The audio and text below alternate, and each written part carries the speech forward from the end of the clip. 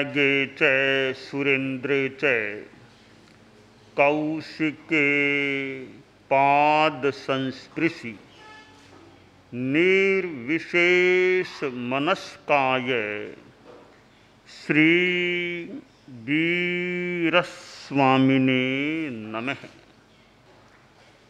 आर्हत वाङ्मय में कहा गया है, वरम मे अप्पादंतो संजमेण तवेणय माहम परेहिं दम्मंतो बंदनेहिं बहेहि आश्रय। हमारी दुनिया में अनुशासन का महत्व है और अनुशासन ठीक होता है तो संगठन समाज भी सुव्यवस्थित रह सकता है, अच्छा रह सकता है। अनुशासन के दो प्रकार हैं, एक है परानुशासन और दूसरा है आत्मानुशासन। दूसरों पर अनुशासन करना, दूसरों पर विधि निषेध लागू करना, यह है परानुशासन। पर यानी दूसरा, दूसरों पर अनुशासन। और आत्मानुशासन स्वयं पर अनुशासन करना, स्वयं का स्वयं संयम रखना, यह आत्मानुशासन हो जाता है। शास्त्रकार ने वरम में अप्पादंतो श्लोक में आत्मानुशासन की मानो सीख दी है कि परानुशासन हो नहीं, खुद पर खुद का अनुशासन कर लो। जो व्यक्ति आत्मानुशासी होता है,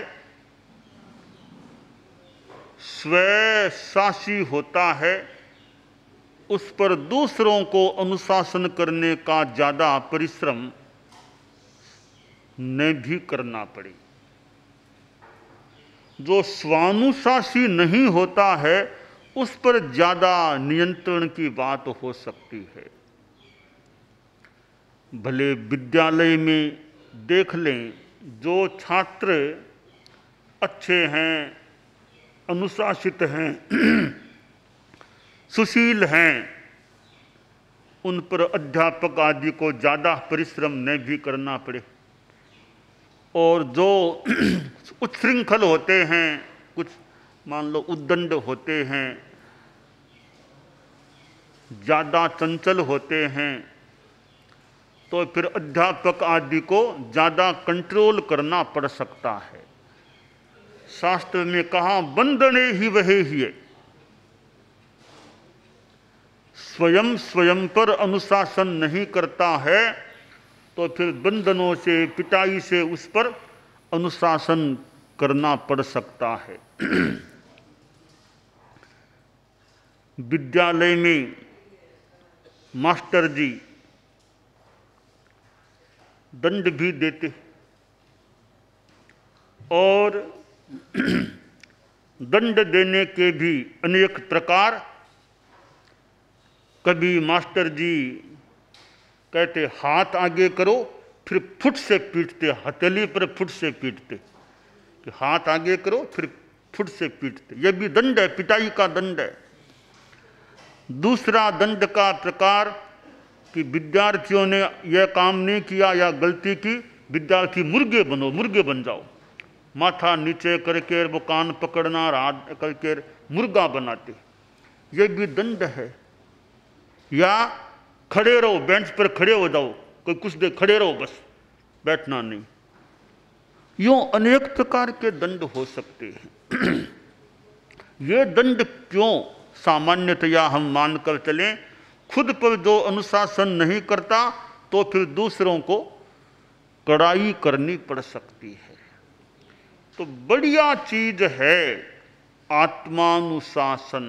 आत्मानुशासन है फिर सामान्य रूप में भले परानुशासन भी हो सकता है, व्यवस्थाएं हो सकती हैं, पर स्वानुशासन या आत्मानुशासन के अभाव में जो कड़ाई की जाती है वो बढ़िया बात नहीं। कड़ाई न करनी पड़े तो बढ़िया होता है। तो अपने आप पर अनुशासन कैसे करें? संयमेन तवेन ये, संयम से आत्मानुशासन करो, तपस्या से आत्मानुशासन करो। अपनी वाणी पर भी अनुशासन रखो, कंट्रोल रखो। मौन करना भी कईयों के लिए मुश्किल हो सकता है कि 3 घंटा नहीं बोलना, तो बच्चों के लिए, कईयों के लिए मुश्किल हो सकता है। वो माँ के पास बच्चा बैठा था और वो बच्चे की मौसी आ गई, कहा भाई मुन्ना अब बोलना सीख गया है क्या? छोटा बच्चा मुन्ना बोलना सीख गया क्या? तो वो बच्चे की माँ बोली बोलना तो सीख गया, अब चुप रहना सिखा रही हूँ इसको। तो चुप रहना भी सीखना चाहिए, बोलना भी सीखना जरूरी है, वो भी बहुत जरूरी है, बोलना तो आना ही चाहिए। तो बोलना सीख लिया, अब ज़्यादा बोले तो फिर थोड़ा चुप रहना भी सीखना अपेक्षित हो जाता है।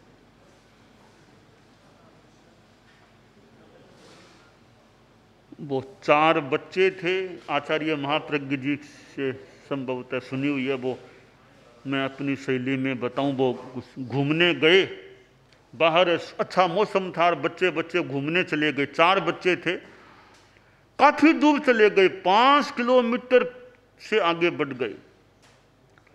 अब बच्चों ने सोचा कि प्यास भी लग गई, भूख भी लग गई, नाश्ता आज तो किया ही नहीं है, सुबह जल्दी चल गए थे तो कहीं नाश्ता चाहिए। कि नाश्ता तो कहाँ, कोई भोजनालय कोई है क्या, कहीं दिखा नहीं। तो कह रहे एक वो क्या बिल्डिंग है, थोड़े उधर गए तो कहा यह तो कोई आश्रम है बाबा जी का, लिखा है आश्रम। सोचा चलिए देखते हैं आश्रम में क्या चीज़ है। तो वे 4 बच्चे उस आश्रम में थोड़े अंदर गए। एक कमरे में एक बाबा सन्यासी बैठे थे, माला हाथ में ले रखी थी। कहा अच्छा बाबा जी हैं। 4 बच्चों ने नमस्कार किया कि बाबा जी महाराज नमस्कार। कहाँ से आ गए? बाबा ने पूछा। हम तो गांव से आए थे, थोड़ा आप जानते हैं थोड़ी दूरी पर गांव है, घूमने निकले थे, इधर आए थे तो फिर इधर आए, देखा आपका आश्रम है, देखा आश्रम है तो आश्रम में आ गए। क्यों आए? कि बाबा भूख लगी है, प्यास भी लगी है, कुछ नाश्ता चाहिए, पानी भी पीना है। कहा ठीक है। बाबा ने एक अपने सेवक से कहा इनको रसोई में ले जाओ, दूध पिला दो, बिस्किट खिला दो, पानी पिला दो, अच्छा नाश्ता करा दो। तो बच्चों को वह सेवक ले गया और खूब जो भी शरबत पानी पीना था पिला दिया, फिर दूध बिस्किट जो भी नाश्ता करा दिया। बच्चे तृप्त हो गए और फिर आ गए बाबा के पास। अगर बच्चों में धर्म के प्रति रुचि हो जाए, संतों के प्रति रुचि हो जाए तो अच्छी बात हो सकती है। आज बच्चे विद्यालयों में पढ़ते हैं, अब उनको मान लो भौतिक तो चीज़ें देखने को मिलती है, मोबाइल से वे कितने संपृक्त रह सकते हैं, लैपटॉप क्या, टीवी क्या, कितनी चीज़ें वो जानते होंगे। अब वो जो माहौल है उसके साथ संतों का, धर्म का, वो उनको माहौल मिल जाए तो उनकी जीवन की दिशा ठीक रह सकती है। धर्म संत वो कुछ नहीं मिलता, संयम की बात नहीं मिलती, तो फिर एक पक्षीय वो एक दिशा अगर भौतिकता में आगे ज़्यादा बढ़ते हैं तो फिर वे असंयम में प्रवीण हो जाएं, आगे बढ़ जाएं, अच्छे संस्कार न आए तो वे बच्चे ही आगे जाकर समस्या पैदा करने वाले समस्या भूत बन सकते हैं। तो बच्चों में, विद्यार्थियों में अच्छे संस्कार आए। परम पूज्य आचार्य तुलसी, आचार्य महाप्रज्ञ जी ने अनेक कार्यक्रम चलाए, अणुव्रत है, परीक्षा ध्यान है, जीवन विज्ञान। तो जीवन विज्ञान खासकर शिक्षा जगत के लिए है, बच्चों के लिए, कि बच्चों में कैसे वो इमोशनल डेवलपमेंट हो सके। क्योंकि बच्चों का मान लो फिजिकल डेवलपमेंट हो रहा है, इंटेलेक्चुअल डेवलपमेंट, बौद्धिक विकास भी हो रहा है, परंतु मेंटल एंड इमोशनल डेवलपमेंट, मानसिक और भावात्मक विकास नहीं है।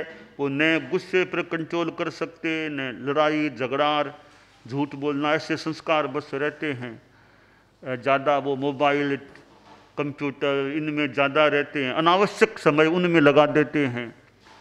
तो वे अच्छे कितने क्या बन पाएंगे।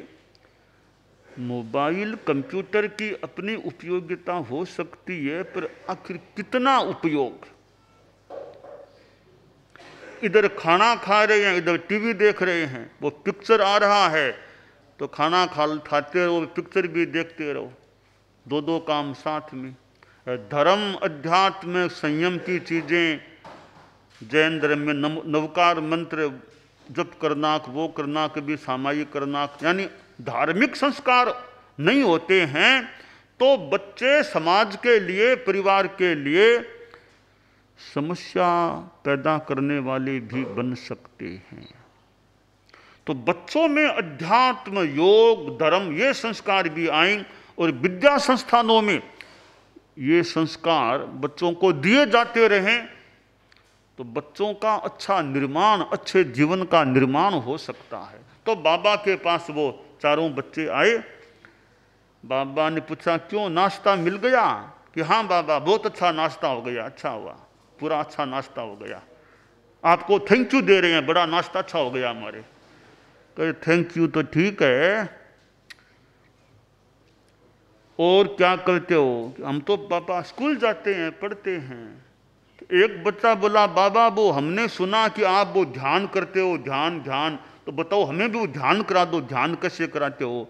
हमें वो बोर्ड पर पढ़ा था कि ध्यान योग, तो वो ध्यान क्या कराते हो, हमें भी कराओ, क्या ध्यान है? तो बाबा बोला, अरे ध्यान योग तो थोड़ी आगे की क्लास है, पहले मौन का अभ्यास करना होगा। मौन, पहले मौन, फिर वो ध्यान की बात आ सकेगी। हाँ बाबा बोलो क्या करना? कि बस चुप रहना, 1 घंटा बैठ जाओगे? हाँ बाबा बैठ जाएंगे, जहाँ कहो वहाँ बैठ जाएं। वो जो कमरा ना, सामने कमरा, मेरे सामने बैठ जाओ, चारों बैठ जाओ, 1 घंटा, घड़ी देख लो, 1 घंटा नहीं बोलना है, बिल्कुल नहीं बोलना आपस में, 1 घंटा। तो ठीक है बाबा, नहीं बोलेंगे, तो बैठ जाओ, चारों बैठ जाओ, आसन लगा लो। कौन सा आसन लगाएं? कि पद्मासन लगा लो, ऐसे ऐसे पाँव करके लगा के बैठो। वो नहीं लगा सको तो पालथी में बैठ जाना। तो ठीक है, बैठ जाते हैं, चारों पंक्ति में बैठ गए। अब बच्चे थे ना, वो आखिर बच्चों का अपना कुछ चापल्य भी तो हो सकता है। बच्चे में तो चपलता होनी काफी स्वाभाविक, संभावित हो सकती है। चारों बैठ गए। वो कमरे में थोड़ा अंधेरा था, खिड़की और नहीं थी तो अंधेरा था। एक बच्चा बोला, रे कमरे में अंधेरा है, लालटेन नहीं जलाते हैं क्या, इतना अंधेरा है? तो दूसरा बच्चा बोला, चुप रहे, अभी मौन है ना, चुप रहे, बोल मत, मौन है अभी। ठीक है। तो तीसरा बोला, अरे तुम दोनों बोल गए ना, तुम दोनों बोल चुके हो ना। चौथा बोला, तीनों बोल गए, मौन तो केवल मैंने ही रखा है। तीनों बोल गए, मौन तो केवल मैंने ही रखा है। तो बाबा देख रहा था चारों को, बाबा मुस्कुराया उनको, आओ मेरे पास आ जाओ। मौन हो गया। हाँ बाबा, तो चारों बोले थे ना। हाँ वो तो बोले थे, इतनी बातें तो, इतना तो बोले थे। मैंने कहा ना 1 घंटा बिल्कुल नहीं बोलना। कि बाबा मुश्किल, 1 घंटा नहीं बोलना तो मुश्किल है। तो बाबा ने कुछ थोड़ा सा ध्यान की बातें बता दी, थोड़ा स्थिरता का अभ्यास करो, मौन का अभ्यास करो, फिर कभी आओगे ना तो फिर बताना मुझे ध्यान की बात कैसे क्या करना। तो बच्चों में अच्छे संस्कार, और ये अनुशासन का भाव आचार्य तुलसी के समय जो घोष चला था, निज पर शासन फिर अनुशासन। जयाचार्य की शताब्दी मनाई गई थी, महाप्रयाण की वो 100 वर्ष की संपन्नता। विक्रम संवत 2038 में जयाचार्य का महाप्रयाण हुआ था। उस संदर्भ में वो अनुशासन वर्ष तो जयाचार्य की शताब्दी का वर्ष था। तो यह घोष चला था, निज पर शासन फिर अनुशासन। तो दूसरों पर अनुशासन करना है तो पहले हमें खुद पर भी अनुशासन करना चाहिए। न हुंति शीशा अशिष्य। देखिए कि जो खुद अनुशासित नहीं होता है तो उसके अब शिष्य कैसे क्या होंगे। कि गुरु बनो तो अरे गुरु बनने की बात है, गुरु बनने की अवांछनीय लालसा भी नहीं रखनी चाहिए। पर गुरु का मतलब क्या, बड़ा। गुरु यानी बड़ा, भारी, बड़ा। तो बड़ा भारी कैसे, ऊंचा बैठकर बड़ा, वो खास बात, गौण बात है। गुणों से भारी बनो, गुणों से बड़े बनो। पहले खुद पर अनुशासन करो कि गुरु दूसरों को अनुशासन देंगे, दूसरों को आज्ञा देंगे, अच्छी बात है, वो भी बढ़िया काम है। तो दूसरों पर अनुशासन करने की अर्हता है, पहले खुद पर अनुशासन करो। खुद पर करो अनुशासन, निज पर शासन, तो फिर दूसरों पर अनुशासन करने के लायक बन सकोगे। खुद पर अनुशासन नहीं कर पाते हो तो दूसरे तुम्हारी बात कितनी क्या मानेंगे, कितना तुम अनुशासन करने में सफल बन सकोगे। तो खुद पर अनुशासन करें। वरम में अप्पा दंतो, मैं स्वयं अपनी आत्मा का दमन करूं, आत्मा को नियंत्रित करूं, संयमित करूं। संयम के द्वारा, तप के द्वारा अपने आप पर अनुशासन करूं, ताकि दूसरों को पीट करके, बांध करके मेरे पर अनुशासन न करना पड़े। आज हम परिवारों को देखें कि परिवारों में क्या स्थिति है। परिवारों में सुशृंखलता है या उच्छृंखलता है। परिवारों में अच्छी बात भी बड़े बताते हैं, बड़ों की अच्छी बात को भी बहुमान कितना दिया जाता है या नहीं दिया जाता है। बेटा बाप की नहीं मानता है, पोता दादे की नहीं मानता है, अच्छी बात भी नहीं मानता, अच्छी बढ़िया बात है वो भी नहीं मानता है। तो फिर मतलब कि अनुशासन का माहौल नहीं है। परिवार में अच्छा अनुशासन हो, भी गलत रास्ते पर कोई न जाए परिवार के सदस्य, ऐसी व्यवस्था हो। परिवार का मुखिया अच्छी अच्छी शिक्षा बता करके अच्छा पथ दर्शन भी दे, परिवार के लोग अच्छी बातों को माने, तो परिवार कितना बढ़िया रह सकता है। तो आज क्या, पहले क्या, आगे क्या, परिवारों में भी अनुशासन, व्यवस्था, संयम रहे, बुरे संस्कार न आए परिवार के लोगों में। इसके लिए अनुशासनबद्धता अपेक्षित होती है। कोई अच्छी बात भी परिवार के लोग नहीं मानते हैं। राष्ट्र है, अब सारे नेता भी कोई किसी की अच्छी बात भी मानने को तैयार नहीं। संस्कृत में एक श्लोक आता है, यत्र सर्वेपि नेता रहे सर्वे पंडित मानिनः सर्वे महत्व मिच्छन्ति तद राष्ट्रम विद्धि दुःखितम।